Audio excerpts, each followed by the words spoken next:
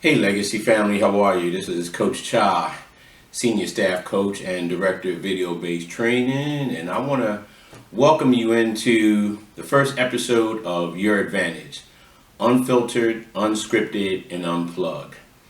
This is going to be an opportunity for you to meet and know to a greater extent, not just only our President and CEO, but many of our coaches on our staff, kids that come here and participate in clinics and training, and also parents, and occasionally other members of our legacy community will be sitting right here in this chair getting questions, non-prep questions. Nobody who sits here will know exactly what's coming except for me. So sit back, relax, and I hope you enjoy Your Advantage. Thank you so much. So Lance, how are you?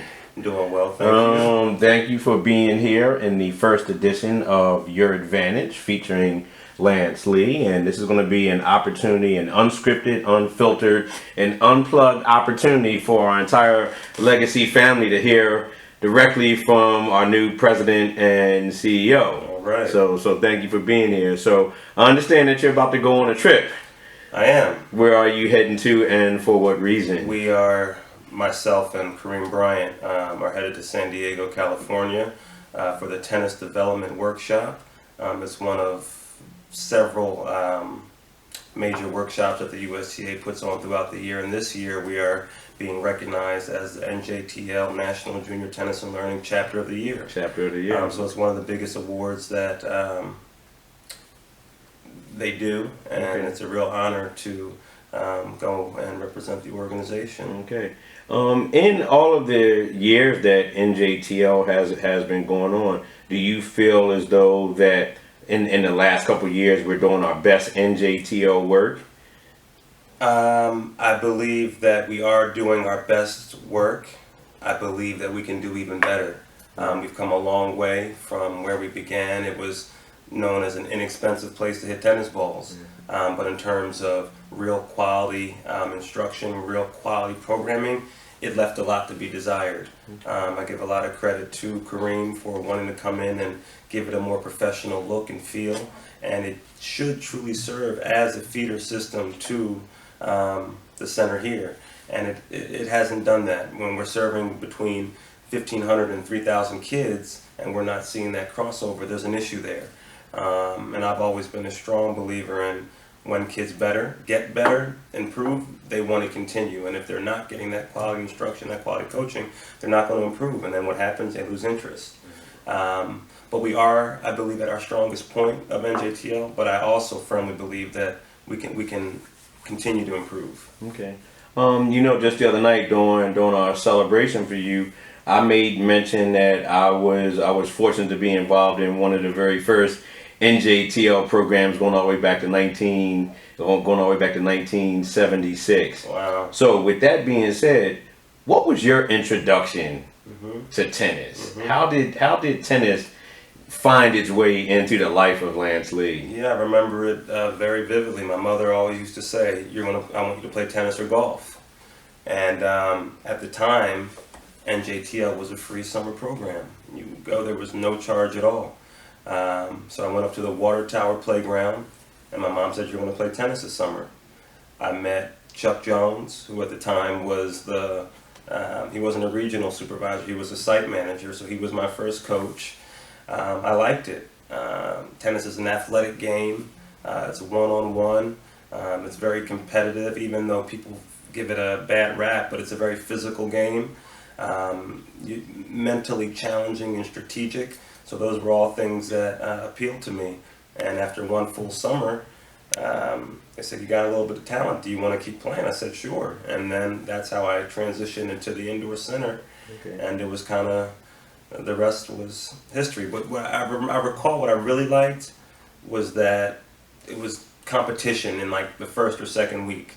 So it wasn't several weeks or months of learning the strokes and kind of what you consider country club tennis, Right. turn, swing, hit. It was no, get out there and play, go battle, Right. and that was something that appealed to me. So you would say that early opportunity for competition kind of really ignited your Yes. fire and kind of deepened your interest and enjoyment of the game? Absolutely. But looking back, again, at that time, we had the competitive part, but I didn't have a solid foundation in terms of the technical aspects of the game. So I think my ceiling was lowered, and I didn't become the player, as strong of a player as I could have.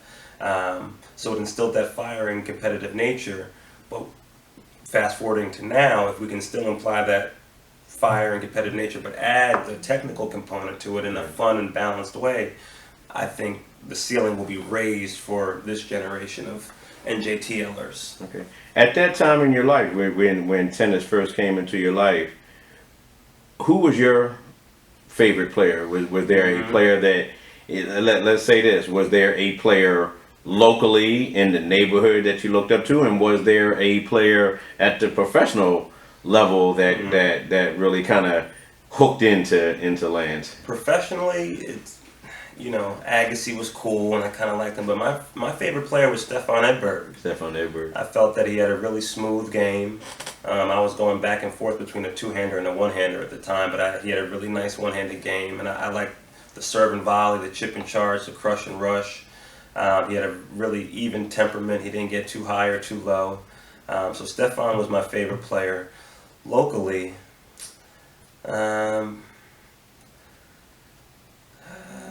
there was a kid named Mark McGowan who was real good. He was John Glover's age. Okay.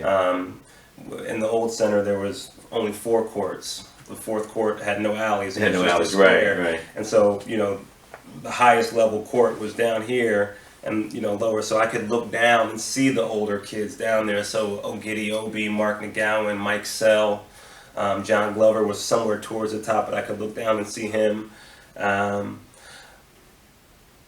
But I didn't, even though I looked up to them, I knew they were older and stronger, I felt even at a young age I could compete with them. Okay. So even though I probably couldn't at the time, my thing is, hey, what do I need to do to get up there? And it's just funny because back then I was speaking with my mother the other day.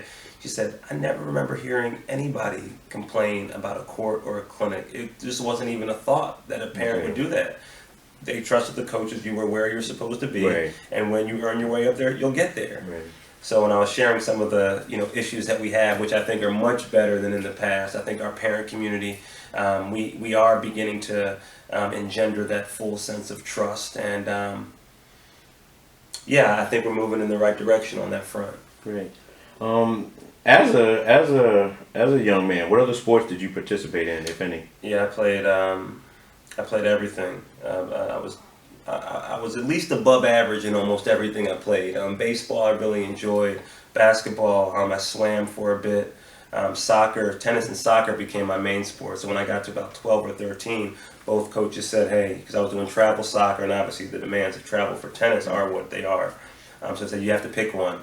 And I decided to pick tennis. But tennis and soccer were probably my 2 best sports. I wrestled for a couple seasons. I played squash for 1 season. Wow. I got exposed to a lot of different sports, and I love them all. Do you feel as though that multilateral involvement in other sports helped you become a better tennis player? I do, and it also provided some balance, because a lot of the kids who are just playing tennis for all their lives, they burn out. Right. So it provided me a nice break, but still allowed me to work on my athleticism, my hand-eye coordination, just that competitive spirit. Learning how to deal with adversity. And then in those other sports, I enjoyed just being on a team. So that was a nice experience as well.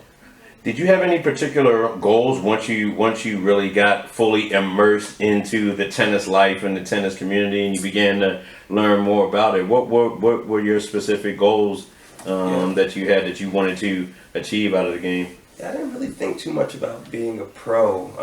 My primary goal was to get a college scholarship. Okay. I wanted to go to college and play college tennis, and then from there see what happens. But I really didn't think tons about being a professional tennis player. I saw it as a way for me to get to college. Okay. And then especially when I kind of got off track with different things, I said I really need to not just focus on my school, but this is going to help me get to college when I knew we couldn't afford it. So yeah, I looked at it as a way to earn a college scholarship. Outside of tennis, what were some of your interests or hobbies or things that you did outside of the tennis realm? I mean, sports were just always from a young age. I always wanted a ball. So other than tennis, what was I talking about? I'm a movie guy. Back then, I liked to read a lot.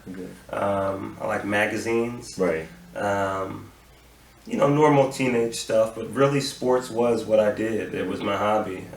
We used to ride bikes. I mean, back then, you know, we would go from one neighborhood to, you know, South Jersey. I mean, we were just all over the place on bikes. But really, you know, pick up football games, pick up basketball games. That is what I did for fun, was play sports. Okay. So obviously we finally reached the end of the transition and got the appointment. For you, what are maybe 1, 2, maybe 3 your first agenda items as president and CEO? What's at the top of the list for you, Lance? At the top of the list is goal setting. I want everyone to be clear on what the organizational goals are, what the departmental goals are, and what the individual goals are. For far too long, we haven't been synced up, and people have been operating in different ways, all positive. But I feel like if we can get our oars all rowing in the same direction, the boat is going to move forward a lot faster. So getting clear goals and metrics in terms of how we're evaluating the program that we're putting out. So that's definitely one. Fundraising is key. So looking at where our major funding is coming from, how we can improve and enhance those relationships, and also look at bringing in new donors, because all this great stuff can't happen without financial support. And third, I should know this off the top of my head. It's okay. But I do have a document that I look at. This is not scripted. He didn't prep me with any of these questions. And third, I want to talk to people. I want to listen. Even though I've been here for a long time and I feel like I have my finger on the pulse of the organization and the community, I want to give people an opportunity to share what's working well for them, what's not working well. And this goes from kids to parents to coaches to front desk staff to maintenance crew to the senior leadership team. I feel that every participant in this community, every member of this community, opinion matters. And not that I can act on everyone's opinion, but I want them to feel that they're being heard and that their voice matters. And I've heard a lot of good suggestions from not just staff, but from kids. A parent made up the name Legacy.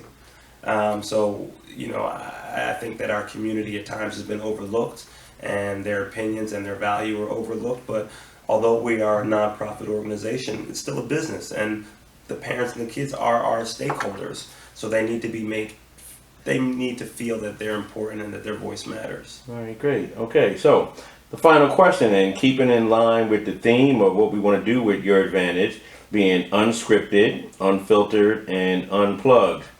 As a kid, what was your favorite cartoon and why? Favorite cartoon. What age you range? Let's say 8 to 12. 8 to 12.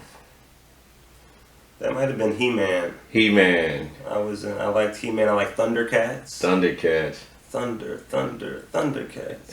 Like that one.